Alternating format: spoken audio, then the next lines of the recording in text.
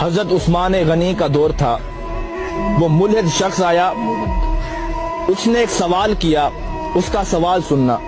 اس نے کہا مسلمانوں یہ بتاؤ، تمہاری ایک قرآن میں آیت ہے، اللہ کہتا ہے میں ہر چیز پر قادر ہوں، کیا یہ آیت موجود ہے؟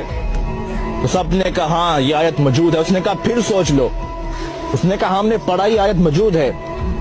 اس نے کہا میرا سوال سنو، یہ بتاؤ اللہ ہر چیز پر قادر ہے؟ مسلمان نے کہا اللہ ہر چیز پر قادر ہے۔ اس نے اب سوال کیا، اس نے کہا یہ بتاؤ اللہ چاہے تو اپنے جیسے خدا بنا سکتا ہے؟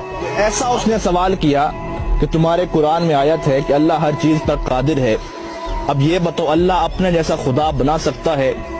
اب لوگ اس کا کیا جواب دیتے؟